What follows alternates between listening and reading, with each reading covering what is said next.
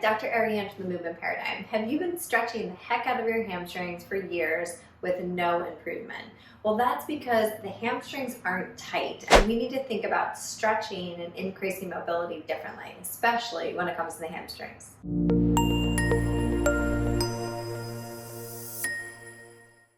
So most people think that when we are stretching that we are actually lengthening the muscle, and unfortunately that is not true. What we are doing is creating a neurophysiological response to convince our nervous system that we are safe in a new range. When we are stretching too far, especially in the case of hamstrings, where we're just stretching, really trying to reach as far as you can, you actually have proprioceptors in the muscle fibers that are going to signal to the brain to tell it, hey, this is a vulnerable position.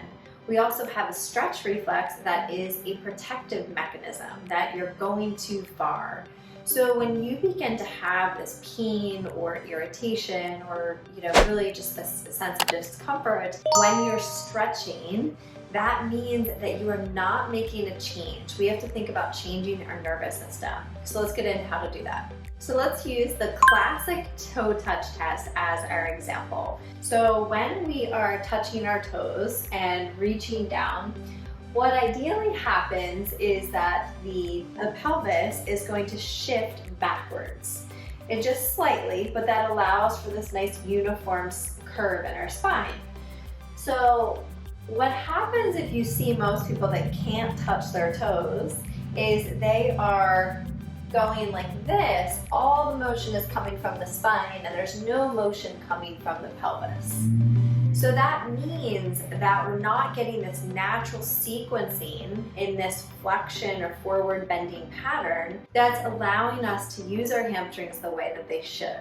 So in order to change that pattern, we have to think about how is the pelvis and trunk sequencing with the rest of the body. So one of the things that is the most basic things from a biomechanical standpoint is looking at the position of the pelvis. So ideally in a neutral position, if you will, we are having our rib cage stacked over top of our pelvis. If our pelvis is tilted forward, which would be called an anterior pelvic tilt, or it's tilted backward, that is going to change the length of our hamstring. Our hamstrings, just like any other muscles, are going to contract, relax, and lengthen.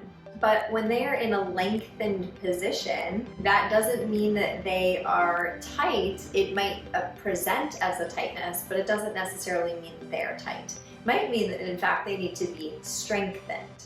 So essentially, if we have one of these pelvic positions, then that means that our core and pelvis and our deep intrinsic stabilizing system, our pelvic floor, our diaphragm, our deep stabilizers of our core are not sequencing well and the way that they should. So if they're not, including the deep stabilizers of the hip, if they're not doing their job, then guess what happens? Our glutes can never really produce force. We have to have enough stability to be able to generate force through our glutes. So what happens if we're not using our glutes a lot and we're not using our core properly? Then the hamstrings are going to present as tight, because we're going to have this global tightness or facilitation from our nervous system. Our nervous system is saying, hey, like I gotta tighten up something to create some stiffness somewhere. So what can you do? Number one is going to be to reestablish your breathing and pelvic position. So using that diaphragmatic breath, as I've talked about all the time, breathing into the base of the abdomen, so all the way into the pelvic floor, and really getting that rib cage stacked over the pelvis. So doing this in a variety of different movements and patterns, everything from standing, sitting, the table or quadruped, to lying on the ground, really establishing this and integrating it into all of your movements and activities. Clearly, these are just a few things that you can do of many, but the biggest point I want to make here is that we really have to reestablish a new movement pattern, establishing this posterior weight shift in the pelvis, really allowing for proper sequencing in the pelvis and from the ground up to make sure that your nervous system isn't in protective mode all the time, using this hamstring stiffness as a way to protect you. For the rock on forearms, place your elbows wide and knees wide. Inhale as you rock back, just bending from the hip, keeping the spine straight. Exhale as you return slightly over your shoulders. For the hip hinge, place a dowel behind your back, touching your pelvis, middle of your shoulder blades, and your head. Inhale as you go down, hinging your hips backwards, allowing the knees to bend softly.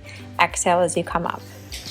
For the toe touch progression, place a block between your knees and start with your toes elevated. Inhale as you reach up, and exhale as you reach down to touch your toes.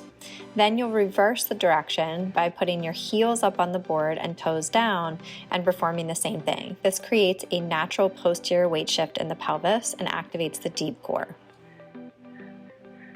As always, thank you so much for joining. I hope this was helpful, and make sure to give it a like, make sure you give it a share for someone that might need it, and of course, subscribe to our YouTube channel, The Movement Paradigm, for weekly tips on mindset, nutrition, and movement. As always, thank you.